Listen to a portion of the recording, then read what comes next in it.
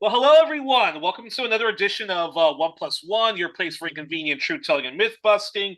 And on the program, it's our all things Black people from the U.S., Canada, UK, and Haiti, and on the our all things USA edition, and our all things anti-imperialism.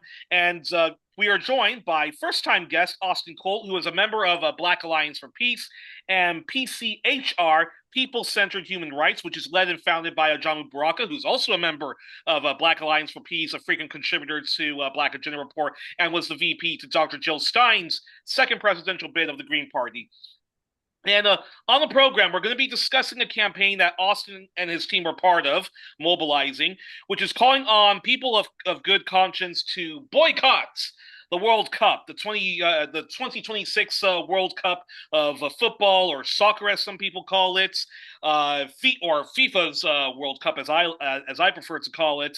And just before we get into it, a reminder to folks to donate to One Plus One, share us widely across Facebook and elsewhere. Facebook has again been blocking me from sharing widely, so it helps the show immensely if people share.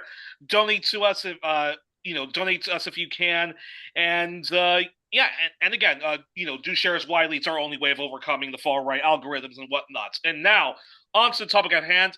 First off, Austin, thank you so much for coming on the program, especially on such short notice. Yeah, no, thank you. Thank you. It's really good to be here. Likewise, I've actually been following some of your work for a long time, and previous guest on the show, Travis Ross, who does a lot of journalism for Haiti, co-edits the Yeah. Canada Haiti Information Project, was saying to me that you should check out Austin Cole and you should try to get him on the program. So again, thank you so much for coming on, Yeah, of course. especially under such short notice. Okay, so first question is so my first question, Austin, is do tell us about this campaign that you're part of, and if there's anything I left out in my very brief introduction, then please feel free to expand on it. Yeah, absolutely. Well, no, like I said, I'm really glad to be here. Mentioning to what you said earlier, in addition to being one of the national co-coordinators for Black Alliance for Peace, I'm also work really closely as one of the co-coordinators of our Haiti Americas team.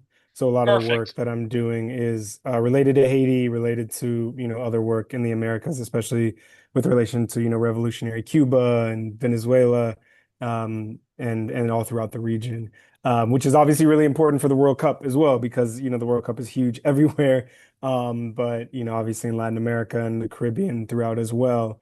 Um, and when we think about, I guess the campaign, right, this campaign to boycott the World Cup and boycott the U.S., we really started as a campaign first to move the games, right? So before the games started and earlier on, saying, even over a year ago, right, saying, hey, like we see that the US is hosting the World Cup. The US is also hosting the Olympics in Los Angeles in 2028, right? Yes, So coming yes. up, both of those are going to be hosted in the US and by the Trump administration. And so we said, the US should not host the Olympics and the World Cup should be moved out of the US, right? Obviously, Canada and Mexico are also hosting, but the vast majority, as we know, of the games are in the US, right?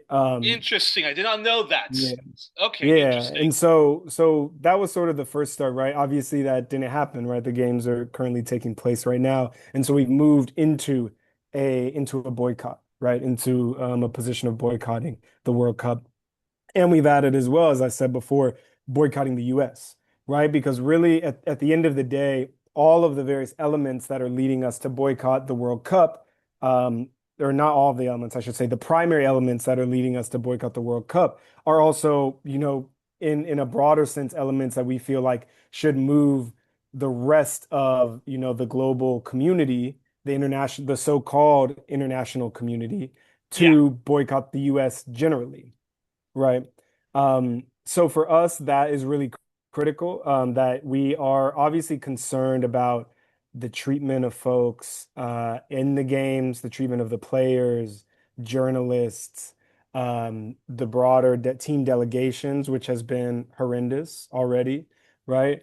But we also know at the end of the day, those are, secondary factors behind broader U.S. imperialist impunity throughout the world, right? And so even if, a team, what is happening to the Iranian national team in terms of them having to commute literally on their game days from Mexico, where they are being housed and staying, to the US because the US is not allowing them to stay there, but all their games are in the US. That yes, that is a dehumanization, right? But at the end of the day, it doesn't compare to the systemic genocide, the bombing of Iran itself, right? The attacks again, the war crimes that the US is committing there. So for us, it's really critical that we keep that, in the front and center, while we also say, and it's very clear that the US is doing this all throughout the world and using FIFA for the racist colonial tool that it is to then even further, they're not even really trying to necessarily clean up the image to make it look good for the games, right? They are just sort of going ahead with this discriminatory practices that are happening, but we shouldn't be surprised by that at all, right? Because we see what the US is doing more broadly. And so for us, it's really critical that we sort of, connect both of those, and make sure that as folks are thinking about attending World Cup games, thinking about, watching the World Cup, buying merchandise, whatever it may be, all of that goes towards FIFA, right? And by extension goes towards the US, right? And so boycotting is really for us a weapon of the oppressed, a weapon of the marginalized, because we, at least in this moment, we can't go toe to toe with the imperialists on many fields, particularly, the military, the other fields, right? Or even from an economic standpoint, right? But what we can do is, withhold we can withhold our money, right? We can withhold our attention. We can refuse to normalize what's happening, right? And so that for us is really what's critical about the boycott is also that refusal, right? To engage in the spectacle. Fantastic. And that's a perfect segue to this question. Now, many or all in the Palestine solidarity movement have called for Israel to be barred from all sports competition, as well as cultural events, from film festivals to art festivals to other cultural events like Eurovision. And you and BAP, you and your team at BAP, very early on have called for Israel to, of course, not be part of the World Cup, not even trying to even, Mhm. qualify to get in the World Cup. But again, it's quite extraordinary because you guys are even punching above your weight in saying that the United States. I also think that Canada should also be that people should, that Canada should also be boycotted as well. Yeah. So again, so please explain. So again, please, please explain to our audience why both nations, Canada and the U.S., but particularly the U.S., should also be given the red card and not be allowed to play in the World Cup, host the World Cup. Your response? Absolutely. So, and just to note on what you said, we did also call, for Israel to be banned from the games. As you noted, right, Israel didn't qualify for the World Cup finals, alhamdulillah. So it was really, they're not playing in the World Cup finals. So, but the call is for Israel to be banned as well from all international sports competition. And I agree as well as to what you're saying in terms of um, Canada and the US, something that oftentimes people will kind of tell on themselves when you're talking about boycotting Israel, right, as a Zionist is like, well, if you're saying that we're bad for being the settler colonial entity and stealing land and whatever, then don't you have a problem with the US? And we say, yes, we do, in fact, have a problem with the US. But that's obviously, not what they're expecting to hear necessarily. Yeah. And so, yeah, we do want to name that both, obviously we're this country, the United States and Canada as well, are at different stages in that process. And we see really, while I don't necessarily think that the way that people talk about Canada as a junior partner to imperialism is typically accurate because it typically gives Canada a pass. And sort of lets Canada off the hook for in particular the economic forms of imperialism that they are Yes. really, really they're really guilty of throughout the world, right? It's particularly in the Caribbean and Latin America and West Africa as well. But still, we also know that, the U.S. is more or less running the show at the highest levels, right? Or is the dominant partner there. And so for us, we see that the U.S. has really, and Canada as well as, and and being part of this broader global imperialist structure, have normalized genocide, right? And been not just normalized it, but been complicit in perpetrating it as well, and in repressing those fighting against it as well, right? I mean, many of us have received some level of consequence or repression for our, Palestine activism, right? While, Zionists have received none, basically, certainly not from global institutions or imperialist institutions, maybe from the people themselves. Um, but the U.S. is also, more broadly perpetrating a war, right? A war of aggression against Iran. Also has accelerated their strangulation of Cuba, right? And is trying to bring that country to its knees, even though, the entire world year after year votes against the blockade, and calls it inhumane, right? They kidnapped Nicolas Maduro and Celia Flores, the president and first combatant of Venezuela, and bombed Venezuela as well. And we see some of the continuing effects of that. In addition to the broader global structure of, white supremacist capitalist imperialism that the U.S.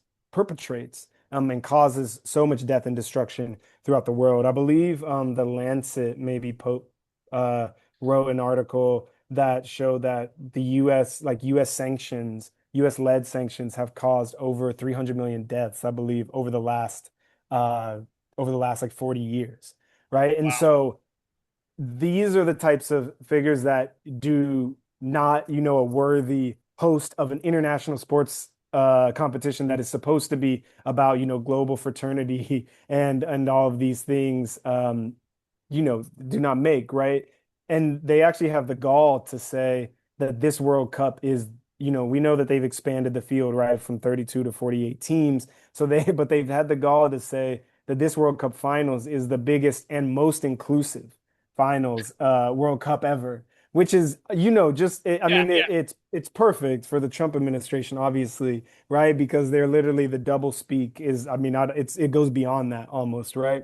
And so I think that for us, boycotting the World Cup is, and boycotting the U.S. and Canada and these other, in Israel, these nations' participation is because sports is not, unique. It does not exist outside of a political, a social, and economic structure, right? It is part of culture, right? It's just like other parts of culture as well that we see. And we know that the U.S.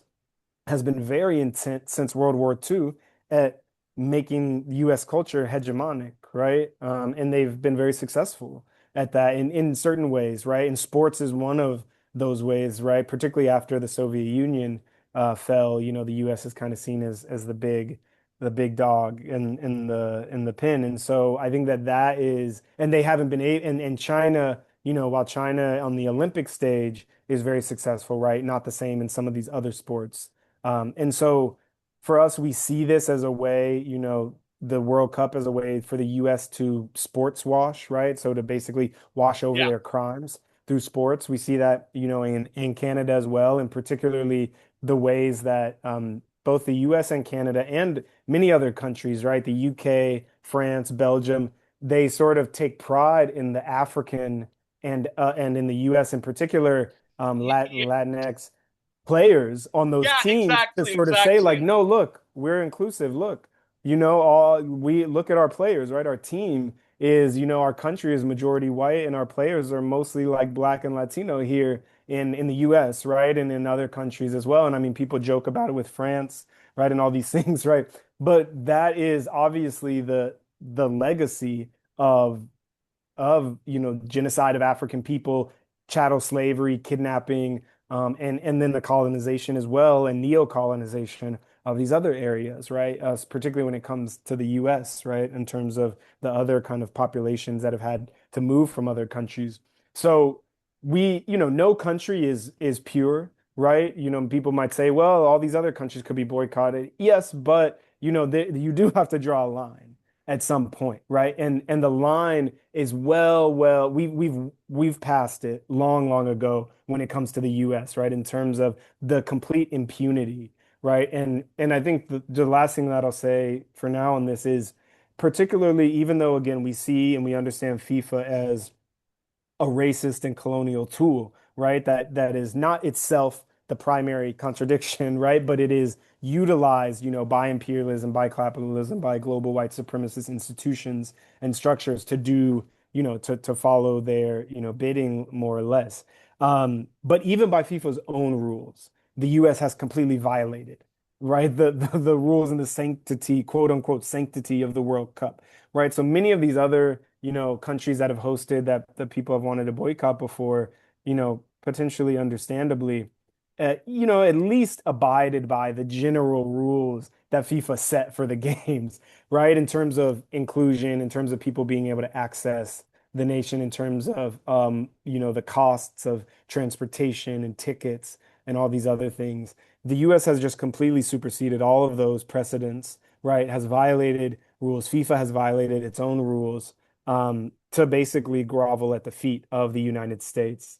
And so for us, that does make this a distinction, right, with other compared to other countries that have hosted the World Cup. And so we see, the status quo and the complete impunity of nations like the US, of nations like Canada, that right now face no consequences for what they do on the global stage. And so for us, it's really critical that we as people, use the weapons that we have to be able to try to enforce those consequences. And boycott is one of those weapons. Exactly. I mean, during the Vietnam War, Martin Luther King Jr., in one of his most famous speeches, also one of his most famous anti-imperialist speeches, said the following about the United States: that the U.S. is the greatest purveyor of violence on the world, and of course and he. Made the connection, as Malcolm X did before he was murdered, as W.B. Du Bois and Paul Robeson said, when they, had their We Charge genocide campaign, that the injustices that the United States engages in just black people alone, and we haven't even we haven't even talked about the plight of Native Americans, the plight of Latinx folks and stuff like that, but just what the United States does alone to our people, black people, in Turtle Island, the U.S. does that on steroids across the globe and so forth like that. And Israel, which is a pirate state, and then when people talk about the UAE and their complicity in the grotesque civil war in Sudan, and when people talk about the abuse of migrant workers in Qatar, a lot of a lot of those crimes against humanity, the United States and Canada and Israel itself is 100% complicit in it. So yeah, one can boycott those countries and say, okay, I'm not going to buy such and such a product that comes from Qatar. I don't want any of my wines to come from illegal settlements, Mhm. in a historic Palestine. But at the end of the day, as you said, like American culture alone, even more than Canadian culture, even more than British culture, Australian culture, French culture, pan-European culture, American culture penetrates almost everything and anything from Hollywood, the music industry, sports as well, which is why in the Olympics, many people complain that it's a joke to have to have such and such a Jamaica trying to compete against the American team in just basketball alone when America has an abundance of wealth to train their players and so forth, whereas these often more poor countries don't do that. And then a lot of that, of course, is tied to just, the unjust system of capitalism and so forth. Your response to that before I get your response to that before I get to my next question. Yeah, I mean, I think you laid it out well, and it's that we are, reckoning with the world as it is and wanting to change that, right? And so from a, materialist understanding as well, right? Of like, what is the state? What are we trying to change? Who are the responsible parties, right? And what leverage do we have, or what can we do to sort of push towards that change? And that's why, when you said, right, like all of these countries, France, Belgium, the UK, right, Portugal, Spain, all of these countries have sordid histories, right, with relationship to genocide, with relationship to enslavement, imperialism more broadly, right, and exploitation. And many of them are still profiting from that, right? Oh yeah. But the US is the primary, conductor of this system now. And those countries, they bend the knee, right, to the US, right? When the US told NATO, you better increase your spending on military so you can buy things from our country, because I mean he didn't say that obviously, but so that you can buy things from our country, because or else our economy is in shambles, right? But if we can just pump out the defense industry, then that will help us out, right? Then they did it, right? Spain was the only one that even slightly was like, well, we're not going to do it all the way, to 3%. We're only going to do it to 2% or whatever they ended up deciding, 2.5 or whatever. So I think that, yeah, like I think for us, that's for me, that is a really big importance, because it's not to say that, folks in Cote d'Ivoire or Senegal can't be mad about France, right? Because yeah, that is the country that colonized your peoples, right? But when we look at a global sense and we look about what are we actually trying to do, as I believe it was Amilcar Cabral who said, like, we're not going to defeat imperialism by shouting insults at it, right? So our Yes. goal is not just catharsis, right? Our goal is to actually change things, right? And so that is why it is so critical that we are looking at folks, because it's also, this is how the US, as you said, the US culture becomes and remains dominant, is these things. So even when people look at it and say, like, well, what effect is that going to have, right? The effect of normalizing it, right, of allowing it to proceed business as usual, is is a victory for the imperialists, right? So even if it still goes on, right, but we are able to mount opposition, and we are able to build consciousness, right? We're not thinking that US imperialism is going to fall just because we boycott the World Cup, right? Or that Canada is going to stop, its leadership in like the exploitative mining industries and conflict minerals that, destroys not just the environment, but, social relations, and also feeds into violent paramilitary violence and all these other pieces, right? That's not going to stop just because we boycott the World Cup. But the opposition and the building of consciousness around, like, you see what's happening with the World Cup, that's also happening in every other, all across all these other cultural spectrums, economic, philosophical, academic, right, broader spectrums, right? And so that's why, understanding and taking lead in some ways from the BDS movement with relation to Palestine, and like the PACB, like the cultural and academic boycott, right, of Israel, is just as important as the economic and and diplomatic boycotts of Israel, right? Because it's also about just like the normalization, and that's actually why I think, one of the, hopefully at this point it's not that controversial of an opinion, but one of the victories of October 7th was to actually expand that cultural understanding that, like, Zionism is in itself racism, colonialism, and genocide, Yeah. right? Like, it's not, there is no liberal genocide, right? So you can't have liberal Zionism because there is no liberal genocide. There's no liberal race. I mean, there is liberal racism, but it's not racism, right? Exactly. And so the same thing, it's still Zionism, right? And so, and just like US, it's still US imperialism, even if it may be in a soft face, right? So that's why I tell people all the time as well, the looking at the UAE and the role that the UAE has, as you brought up rightly with Sudan, right? The role the UAE has in the NBA. You'll notice that all the NBA referees have Emirates, are sponsored, but they all have the Emirates sponsorship. So the whole NBA, the cup is the Emirates Cup now, or the NBA Wow. Cup, sponsored by Emirates, right? the New York Knicks specifically have a visit. The New York Knicks who the just won the NBA finals, right? They have Experience Abu Dhabi on their jerseys, right? All of these things are intentional, right? And all of these things were paid are not just the Trump administration, right? They were paved by the Obama administration who built out NBA Africa. And when were they building out NBA Africa? When they were building out AFRICOM as well at the same time, right? And you Interesting, see interesting.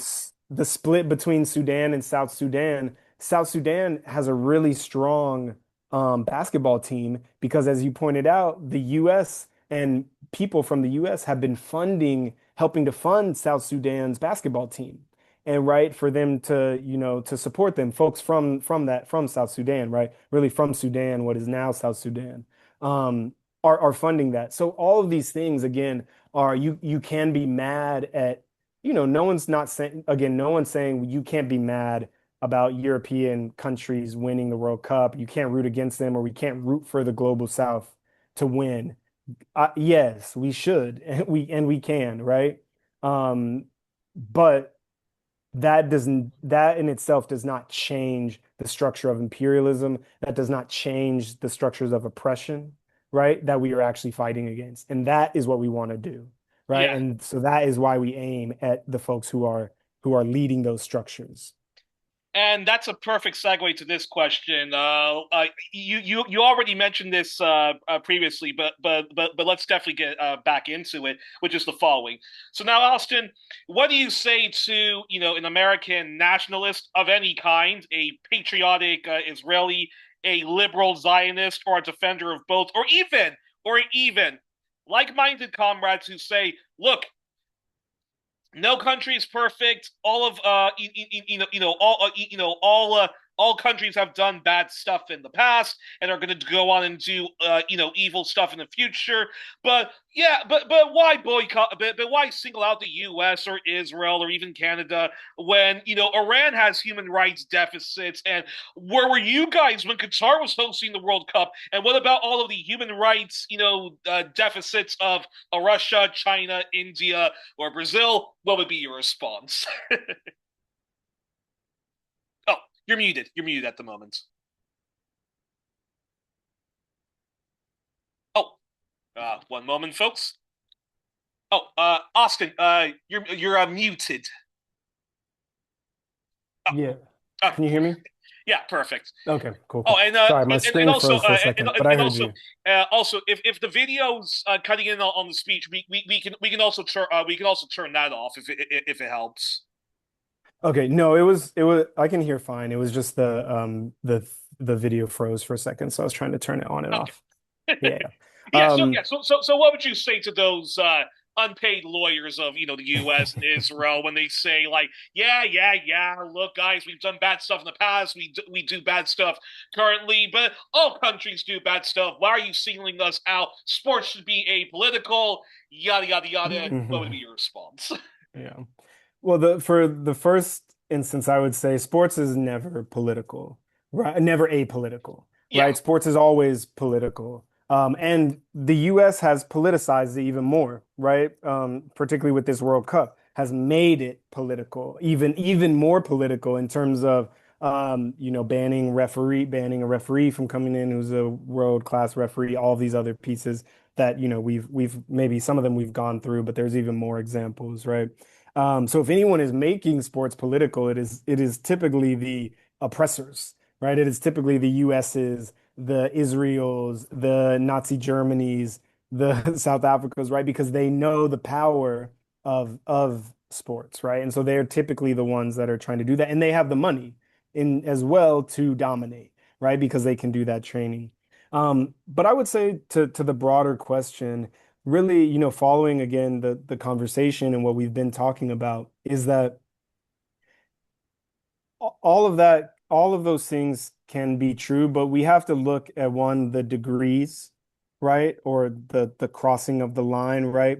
Because it is not the same to say that country every country puts people in jail.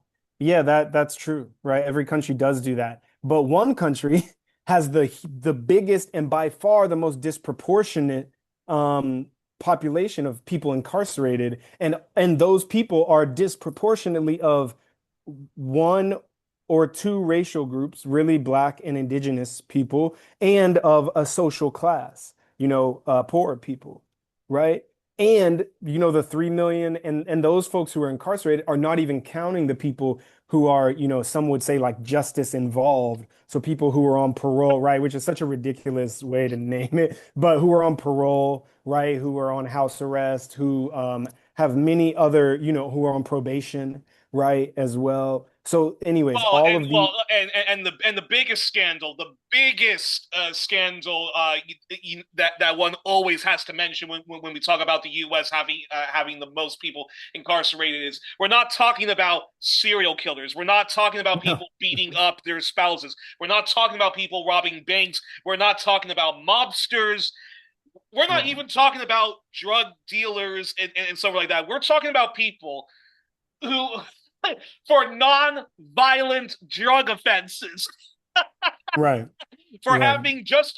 having a weed about this small, that amount on Hmm. them being in the wrong place or wrong time.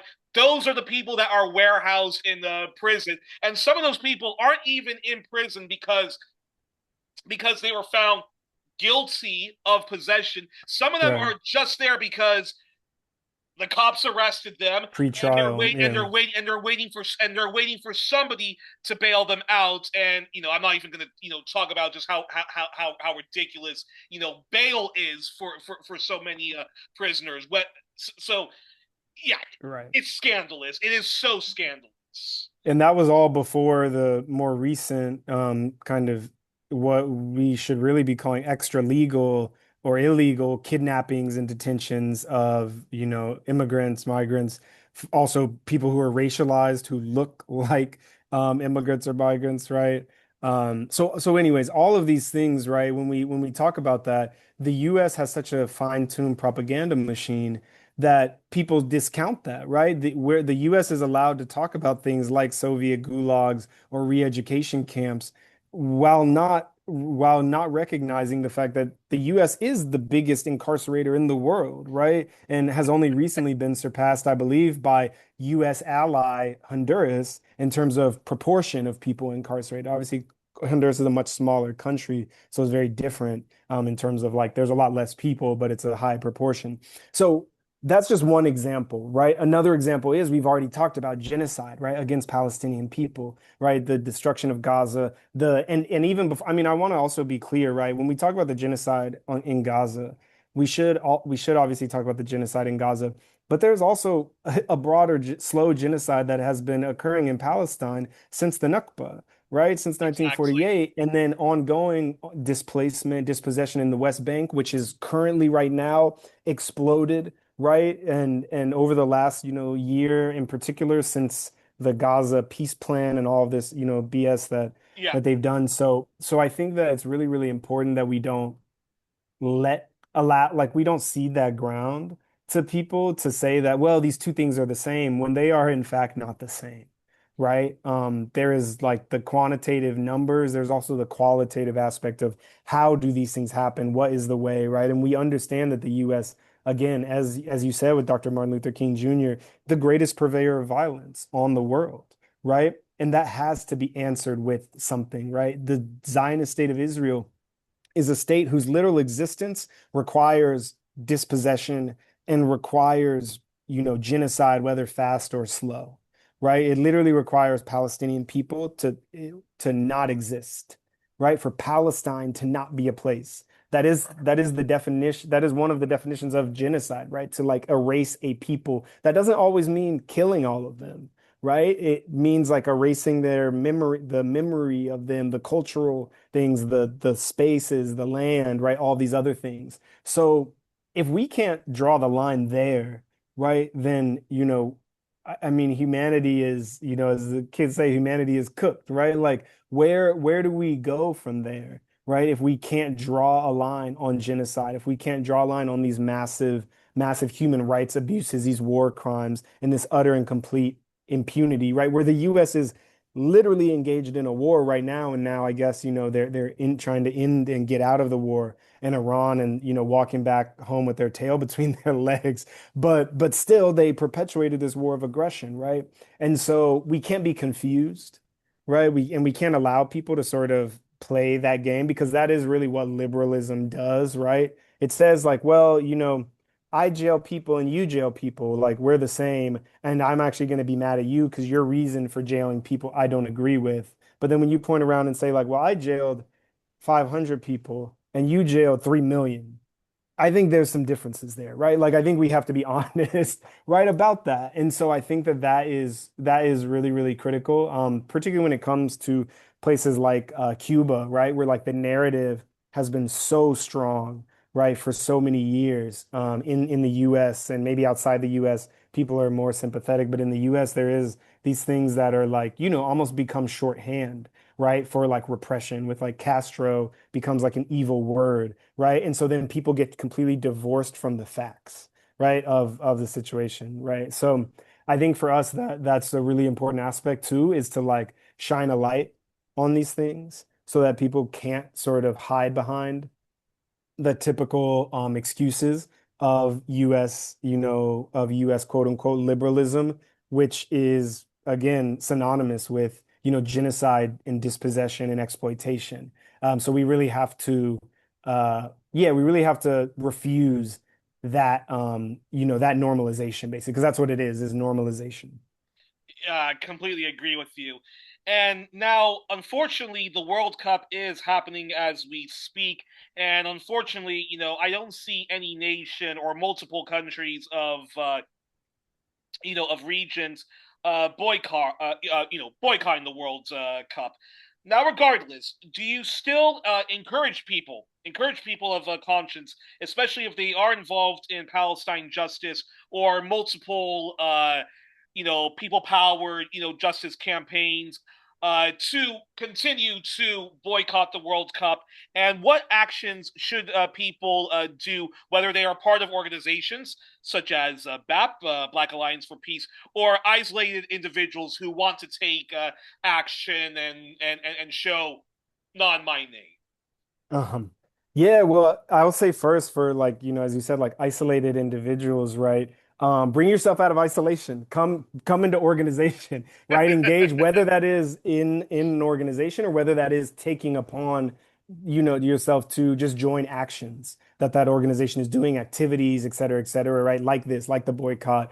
We often have days of action as well. We recently had a day of action with regard to Haitian Flag Day, right? And we have a toolkit related to some of those pieces. And we do that, periodically as well to bring people in.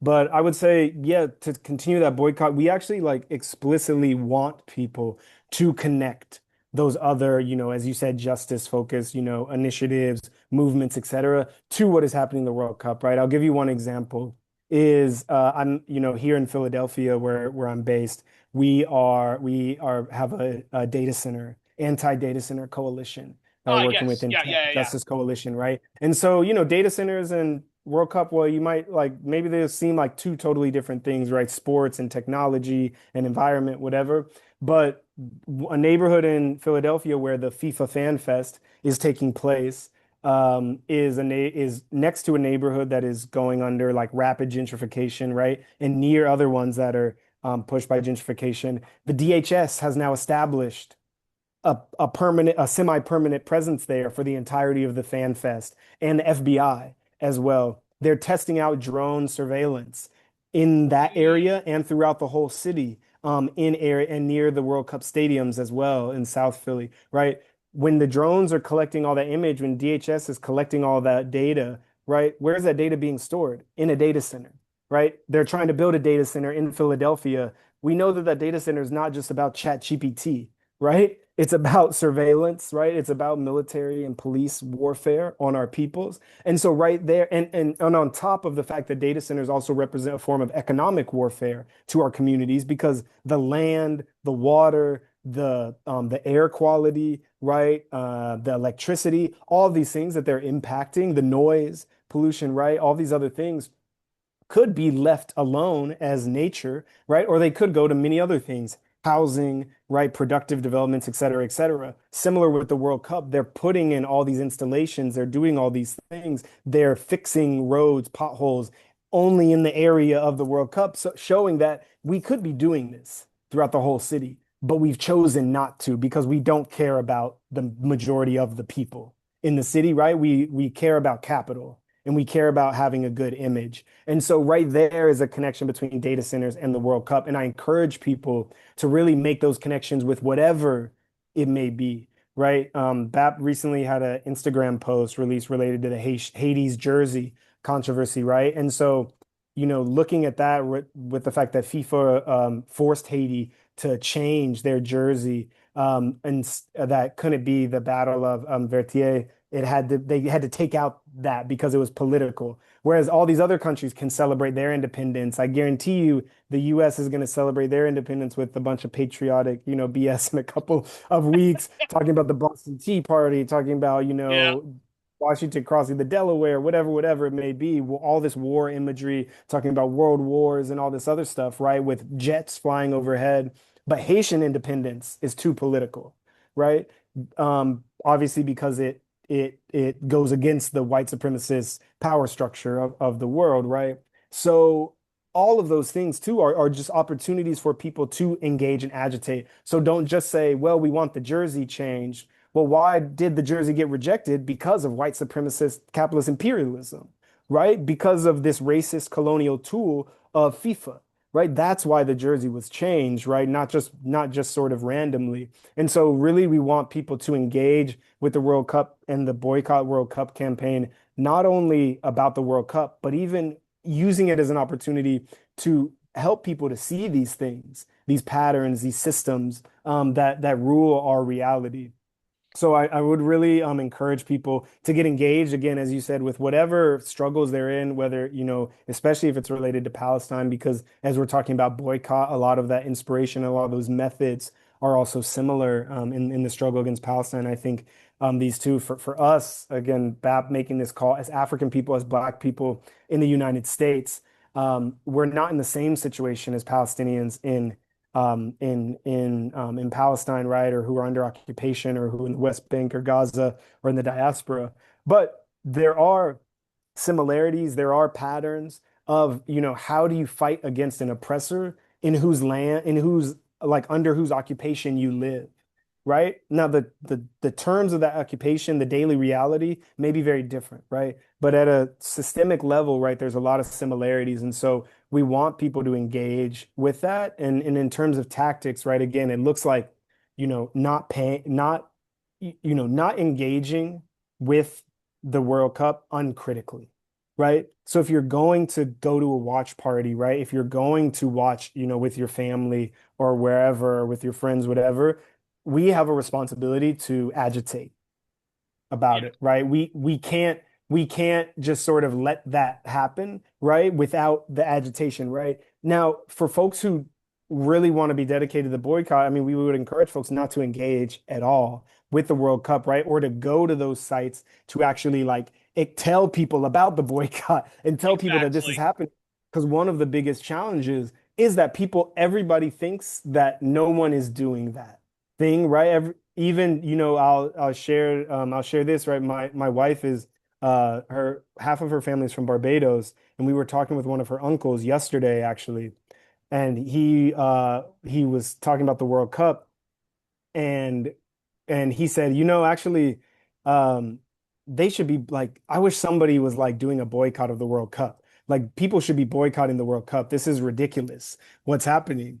And we were like, well, actually, People some are. people are, including us, right? And so, a lot of people Yeah. just don't know, right, that these things are out there. So part of it is to like socialize that and engage in that. Also, I would say, if you do absolutely have to watch, or you're somewhere where people are watching, right? Maybe don't watch it through that means, right? Maybe watch it through some other means. I won't, go into it, I guess, since we're here, but like, use some other means to try to watch that game if you absolutely have to, right? But and absolutely don't pay for things, right? Don't pay for a FIFA fan fest. Don't go to a game and pay for a ticket and do all these other things, Or I would right? also, well, I would also suggest not only go to the games themselves, and of course if you if you don't have to buy it.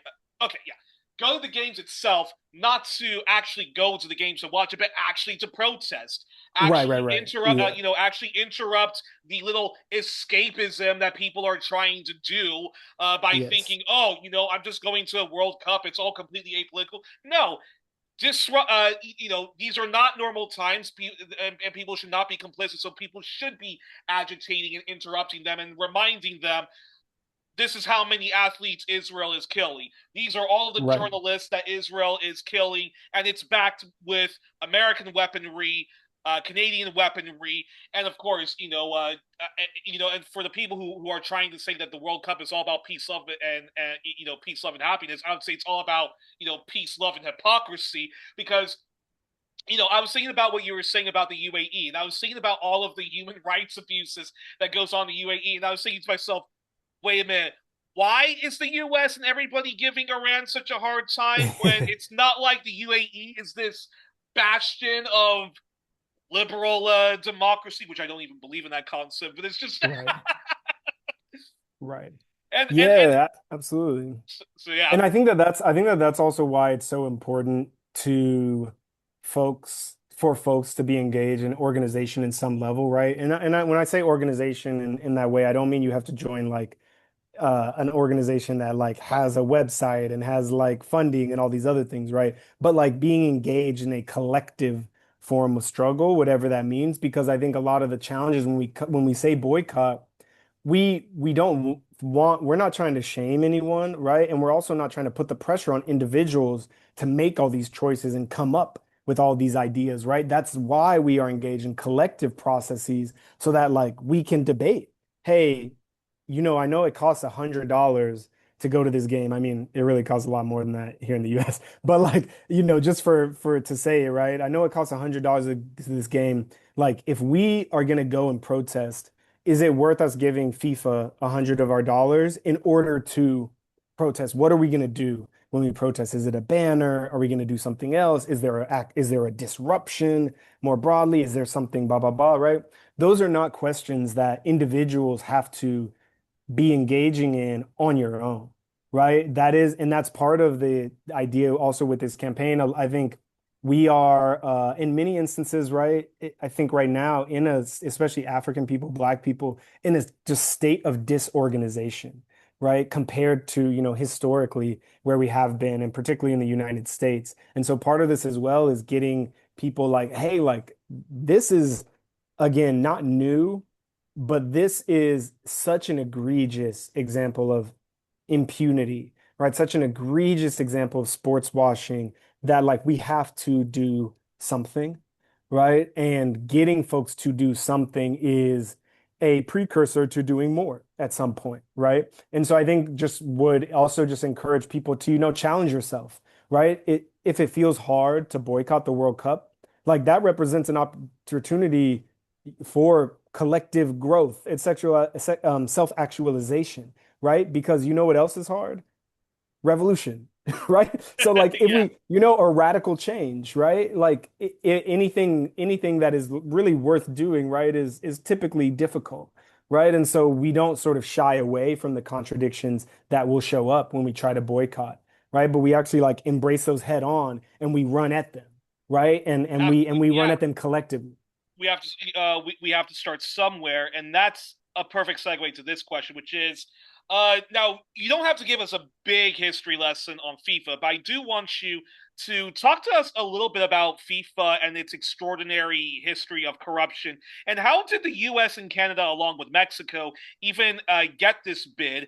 And then my follow-up question is this, which is, do you think Claudia Sheinbaum of Mexico, who is left-leaning, should really do right by her people, Latin America, the global South, and certainly not least the people of Palestine, Lebanon, Syria, Sudan, and Haiti, but also, for basic decency of her own Mexican people who have long been, colonized and bullied by both Mexico and Canada to pull out of this racket, especially given some of the many violations of sovereignty of Mexico, the threats that Donald Trump has made that if you don't make this concession, that concession, I'm tearing apart the Canadian Mexico U.S. free trade agreements, and also several months ago. I believe I don't remember which outlet it was, but there was a report in which Donald Trump was talking with Malay and other far right goons in Latin America, talking about how they wanted to undermine and overthrow Lula, Scheinbaum, and so forth. So yeah, your response to all of that. Yeah, it's a super complicated situation, right? Because, Mexico, I think and obviously for me, someone who lives inside the United States, it's much easier, or maybe not easier, right? It would be, it's easy for me to look at other countries, right, and say like, hey, you should be doing this, right? While at the same time, like the country that I live in is the one that is sort of making it impossible for them to do certain things, right? Because I Fair agree with enough. you, Yeah. right? That Mexico, Mexico should have protested, right? Even before this was starting, right? They also, should be, they're giving a lot of humanitarian assistance to Cuba in terms of humanitarian aid, but you know what they're not giving to Cuba? Oil, right? And no country in Latin America, all these countries have oil, right? Particularly Mexico and Brazil. They're all willing to talk about Cuba, we love Cuba, Cuba this, Cuba that, but where is the oil that Cuba needs, right? And they're not doing that, if we're being generous, right? They're not doing that because of the threats that the US has made to them behind closed doors, right?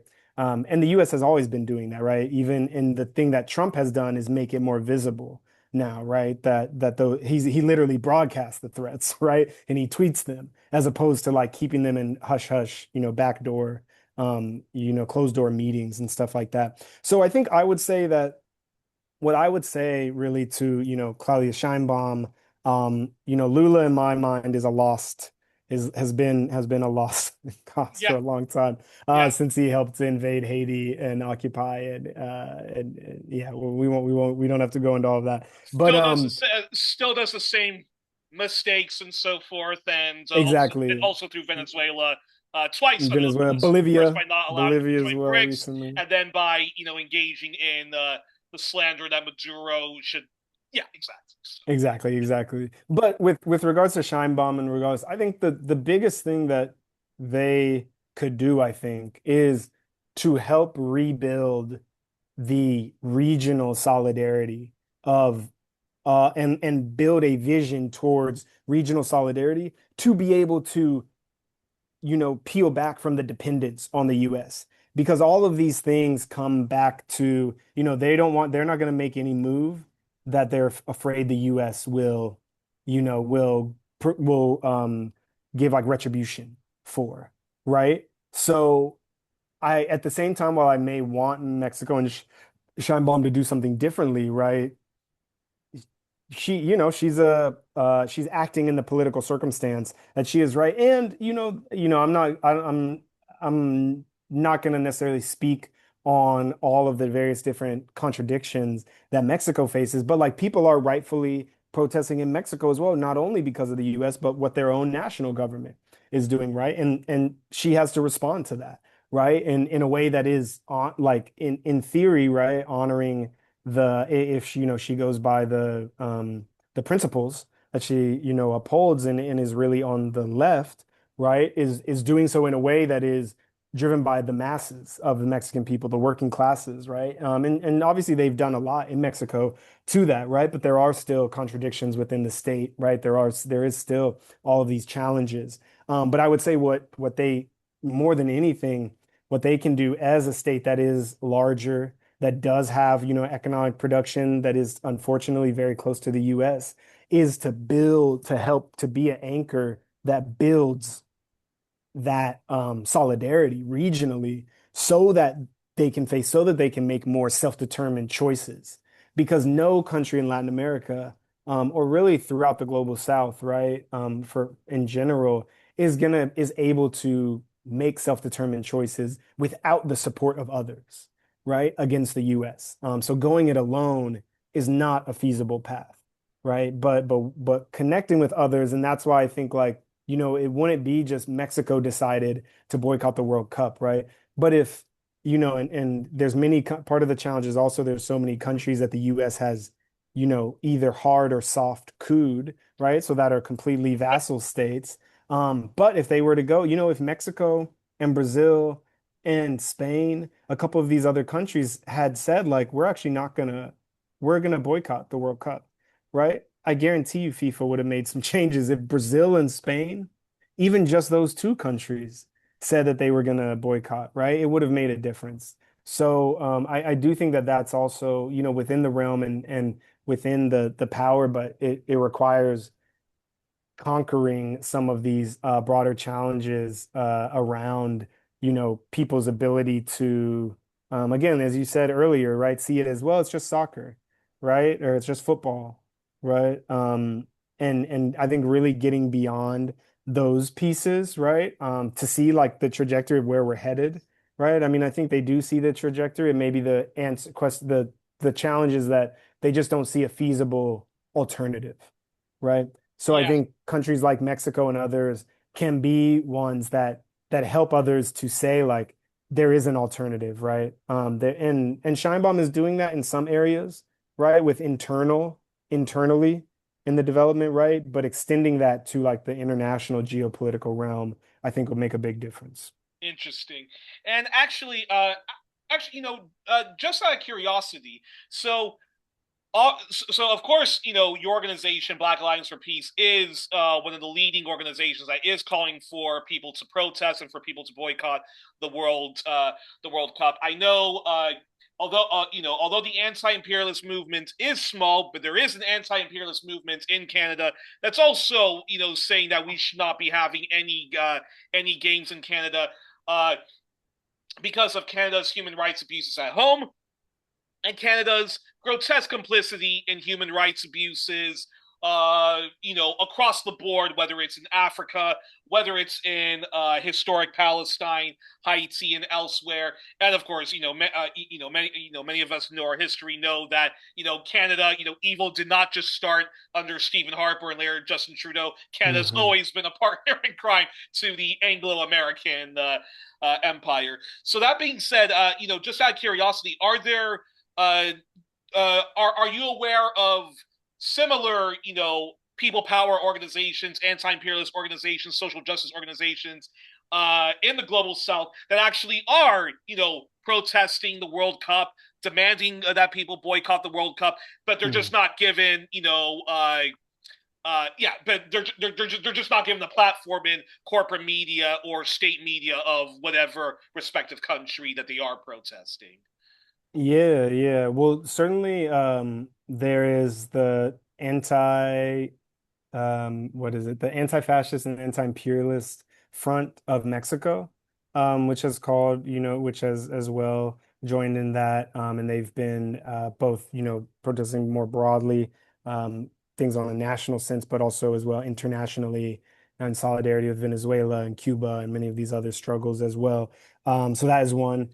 And then I there's several organizations in Iran and in West Asia as well, which is understandable. Obviously, given that they are facing among the most heat, right, of U.S. war making and genocidal actions. So those are the two that I'm most familiar with. I believe that there are others as well. There is the broader, anti-fascist football coalition that is made up of organizations, primarily right now it's made up of organizations in North America, right? So in Canada, the US and Mexico, but there are organizations, and individuals in Turkey and in Iran, in Palestine, right? And throughout that region as well, who are, fighting against this as well. Again, because, I think the nationalism, it's so easily tapped into through football, right? It's Yeah. so easy and through sports, right? It's so easy to let that all go away, right? When you see your team and you feel that like strength and power. Yeah. Now, like, fortunately for me, I don't feel that when I look at a US flag, right? So like that is not an issue, right? Because I don't live in a country that actually, maybe if I lived in Cuba, right? Or even if if I was, from Colombia or something where, maybe the nation has a slightly different bind than it does Sounds to me, somewhere else. Austin, you're not planning on celebrating the 4th of July, or you're having your Absolutely own not. Yeah. anti-July 4th celebrations, or Right. Yeah, definitely, definitely not. Well, yeah, we'll be commemorating it in a different way. exactly, exactly. Yeah. Well, well, Austin, actually, I have to ask you this question. I have to ask you this question because I know you've been involved in Haiti as Solidarity, and you're part of that faction of Black Lions for Peace. I have to ask you then this question, which is, you were talking about how a lot of our comrades in government, left wing governments in Latin America, talk a good game about, we love Cuba, Viva la Revolution, and we stand in solidarity for Cuba, and how dare you U.S. continue your economic terrorism on Cuba. Haiti, though, is a country that's constantly thrown under the bus. I think the one thing which pisses me off the most about the plight of Haiti is how many left-wing governments and left-leaning figures in the past, from Simon Bolivar to even the best of the left. I believe Evo Morales, Hmm. the Kirchners. You mentioned Hmm. Lula. All of them, complicit in destroying democracy in Haiti and eradicating uh, Fanny Lavalas when Aristide was overthrown in that grotesque Bush, Paul Martin, Jacques Chirac coup. What do you so my question is this: what do you think it's going to take for Haiti to stop being thrown under the bus and it given the solidarity it deserves, like a historic Palestine and like Cuba Hmm. presence?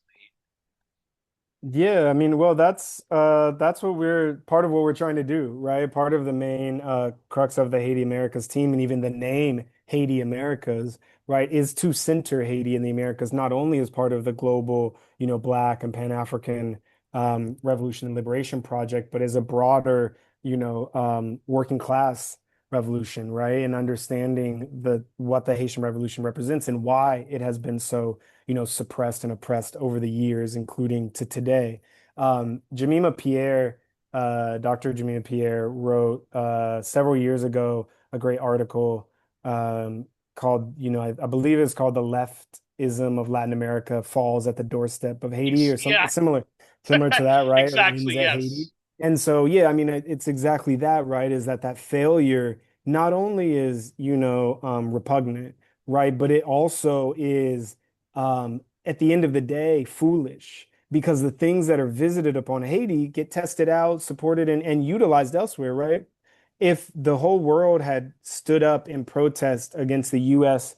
kidnapping Jean-Bertrand Aristide in 2004, right, and removing him from power and installing their own process, which continues today, 22 years later, right? This is all when the US talks about Haiti is so destabilized. Well, they've been controlling Haiti for the last 22 years. So who did the destabilizing, right? But when they did that, would the US be able to do it to Maduro this year if they hadn't successfully done it to John Bertrand Aristide? I'm not sure, right? With the US utilizing drone warfare and attacks in Haiti, right? And in Palestine as well, that normalizes it so that they can do it in Venezuela, right? So that they can do it throughout the Caribbean. All of these things, right? All of these things have a cost, right? So even when people, as you said, even when people they exceptionalize Haiti, they believe the lies and the racism and the imperialist sort of mind Yeah. virus, right? To quote Samir Amin, like that aspect is what gets in the way of people having true solidarity. So when you can support Cuba, but you can't support, the liberation of Haiti, you can't understand that Haiti has been under occupation, right? That's a failure of consciousness, right? And it's a failure of consciousness that costs the sovereignty of these other nations, right? CARICOM is a perfect example of that, right? People talk about Venezuela and Venezuela, the issue, now with Trinidad, Guyana, and Jamaica breaking apart CARICOM, but it was actually the issue of Haiti earlier in 2024, I believe.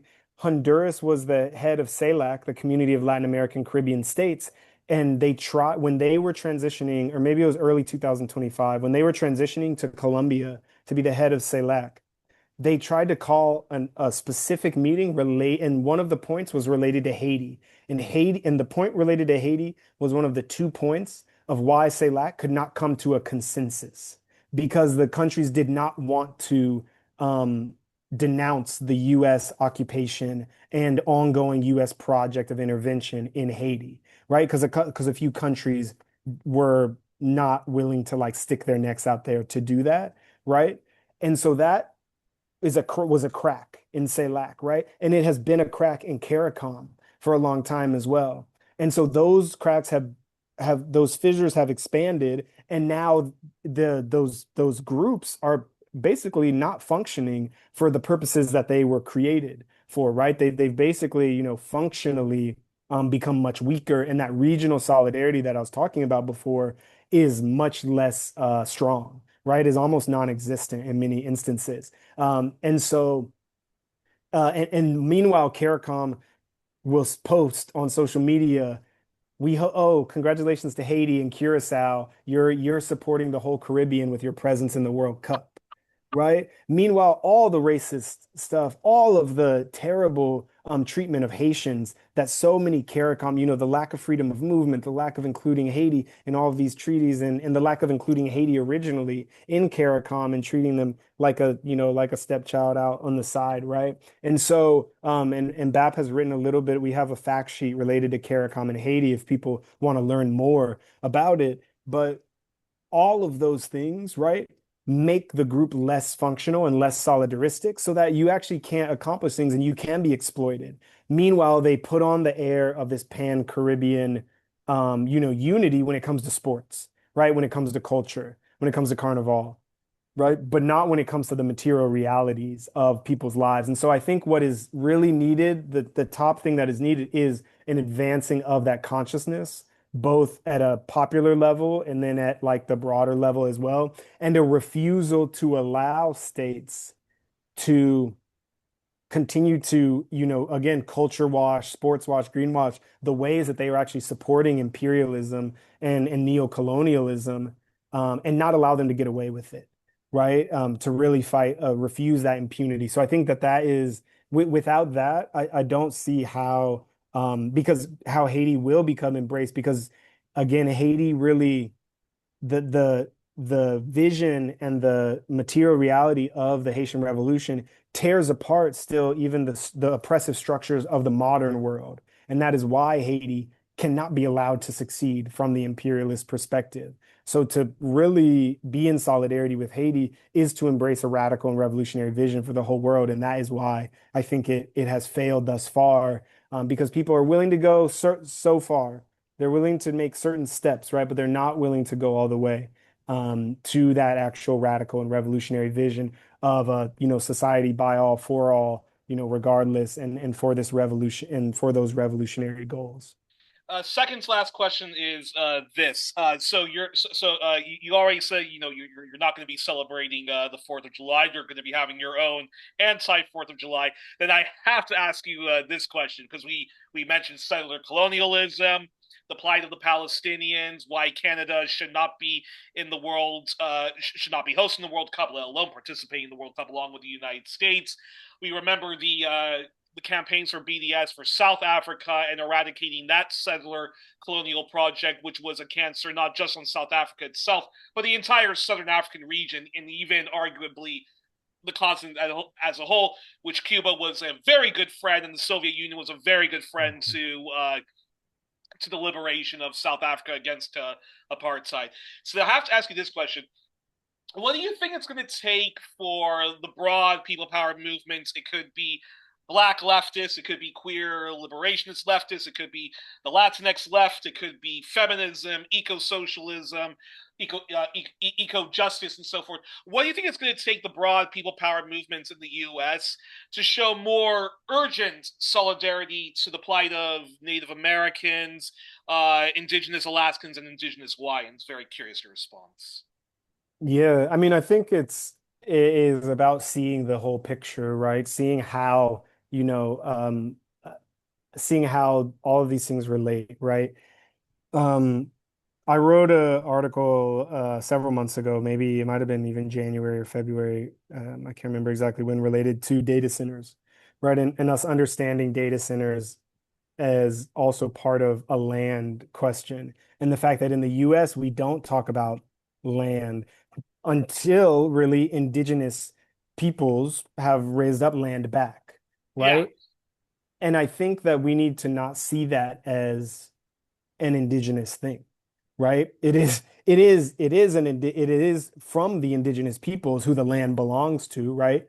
Um, but that is also part of our own, all of our liberation as well, right? For all, working class peoples, colonized peoples, oppressed peoples throughout, in particular these settler colonial nations, right? When we look at Palestine, right, we see that as well, and people might identify with that, but are confused about what it means here. I think it comes back yeah, again to and even when we, that in that article, I spoke a little bit about like it's not just data centers, right? It's all economic development, right? It's all of these, the way that these projects are done, right? They take out that question of who owns the land, who gets to decide what is done on the land, et cetera. So you don't ask those questions. So you don't investigate, right? So then you don't understand why is this connected to me as an African person, as a Black person, right? So I think it requires us partially to ask better questions, right, about that to get deeper in so that we can understand those connections, right? So we can understand how those things are tied together. But I also think it actually comes back to this question of the World Cup, right? And the activity, because you don't actually know what questions you need to ask and what you need to face until you go out and you're trying to answer them, right? And you're trying to figure things out. And then you're like, wait, oh, I haven't thought about this, right? When you face those contradictions, right? When you go and talk to someone and you say, like, well, I'm, boycotting the World Cup, and they say, well, I'm selling merchandise. And the only way I make a living for my family is by selling merchandise at these big events.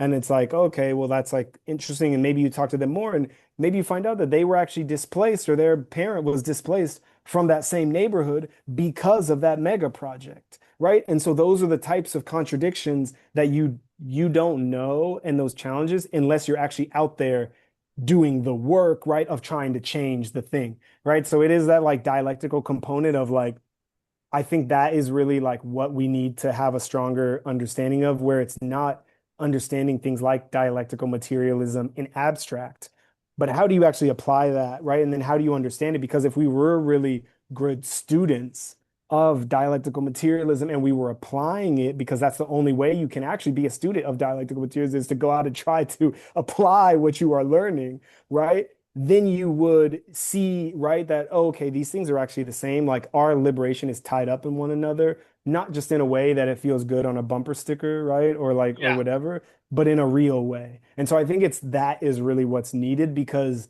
if you can sort of identify that in Palestine and be supporting Palestine, but you're not doing that on the settler colonial land that you live, right, then what are you actually doing? You're sort of just taking it's liberalism, right? It's a liberal stance of like and a humanitarian stance, which, is better than is maybe better than like, I want to see those people genocided, right? But it functionally ends up at the same point, right? At the end of the Exactly. day. Yeah. Well, fantastic. Well, before we close, we end our we always end the show, especially with the first time with the first time guest, with the questionnaire that was done by Marcel Proust and later popular French broadcaster Bernard Pivot, and then later James Lipton, the late great James Lipton of Inside the Actors Studio. Austin, it's your turn to do this before we close. What is your favorite words? My favorite word is oh, I should have prepared.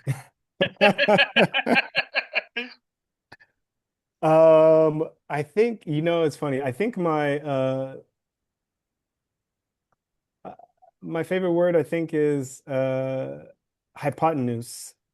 Is geometric, hypotenuse. Wow. And I'm and and I'll say something too. I know yeah. this isn't part of the answer, but when you look at that, when you look and you see there's these two different points, right? Like how are you actually connecting things together? That's what came into my mind. And it's a cool word, I think. Oh, It's got a lot of brilliant, different letters brilliant. in it. Then Yeah. then then what's your least favorite word? My least favorite word is liberalism. Then what turns you on spiritually, emotionally, or psychologically? Mm. I think real like authenticity in terms of like whether something is gritty or whatever, like if it's real, if it feels real, I think like that really like lights my spirit up regardless of how, how much how comfortable I am with it. Then what turns you off then? Yeah, I mean, well, it would be maybe the opposite of that, but I think Yeah. really man, these like the gentrification gray and font and like when I think the most specific thing is like when you're in a city that you maybe haven't been before and you're like trying to figure out what to do and there's like a thing and people are like, "Oh, you got to check this thing out." And it's like the same place that has just been transported to every city by like probably the same private equity company that owns all of the restaurants and whatever in it that are a chain. That's like one ghost kitchen, Yeah, all the yeah, yeah, yeah. I cooking know. all the food. I know, Right. I know exactly what you mean. There are some people who say that that New York, particularly Manhattan, has become nothing more than a shopping mall or something like that. So I know Yeah, exactly what you yeah. mean. Philly also has the exact same problem, and my own home state of California, the same thing. Mhm. Then what sound or noise do you love, followed by what sound or noise do you dislike? I love the sound of like distant thunder, especially in the summer when it's gonna rain. And what sound or noise don't I like? The I would say I think whatever the WhatsApp sound on the computer, whenever the WhatsApp Oh, call you mean sound like on the the ding, computer, like the like when you get ding like when a it's like message or something? no, when you get a call, if you're on I have WhatsApp on my computer as well, and the call is like the most irritating thing in the world to me on All right. WhatsApp because my phone is always on vibrate, so I never hear it on my phone. Then what is your favorite curse word? And a mutual friend of ours, Claudia, mentioned to me that you speak Spanish, Uh-huh. and you mentioned that your wife is from Barbados. So, what is your favorite curse word? And it could be, and it does not have to be an English American one. Well, it's funny that you mentioned it because I was definitely gonna say, could I say a Spanish word? Coño. Coño is like absolutely the best word, especially Caribbean and the way that it is used for everything. Absolutely. Then, what profession would you love to do if you weren't doing the great activism, journalism, political education you give to people? So, if you weren't doing that, what profession would you love to do? Yeah, it's funny. I was actually just telling my wife this the other day. I was saying that I would really I think I would be really I would love to be like soil scientist Okay, and okay, interesting. study the earth and actually really know what's going on Okay, interesting. Then what profession would you absolutely not want to do under any circumstances? under any circumstances. Be a uh, U.S. senator, president, congressperson. And you would be one of the good ones, and we know what they do to them. So, Right, right. final question. If heaven exists, what would you like to hear God say to you as you arrive at the pearly gates, or whatever is your vision of the afterlife? And even if you're an atheist, please do answer the question. What took you so long?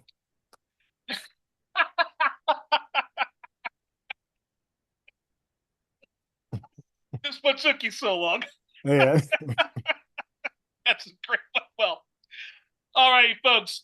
We were joined on this edition of One Plus One with Austin Coe. Let me remind folks, he's a member of Black Alliance for Peace and the PCHR, People Centered Human Rights. Frequent contributor. He's done articles for Black Agenda Reports, for Communism, frequent guest on both Black Power Media, Black Liberation Media, and so forth, and Black Agenda Radio. And again, folks, please do donate to One Plus One if you can, and if you prefer a different form of donation as opposed to PayPal, then get in touch with me at yurismatter@gmail.com. And also, because Facebook has again been blocking my ability to share, please again share widely. It really, really appreciate. It helps the show, so please do that as well as liking us. Austin, thank you so much for coming on such short notice. I really do hope that this will be the first of many conversations we have both on and off the air. Until then, all my best with your campaign, and I really hope that it all goes well and it spreads like wildfire, that people should be demanding no to America, Canada hosting the World Cup, no to them even being in the World Cup, as well as Israel, and let's hope that it'll be the start of many people saying no more sports watching and so forth. So Absolutely. Thank you, Yuri. thank you Appreciate it. so much. It was such an honor.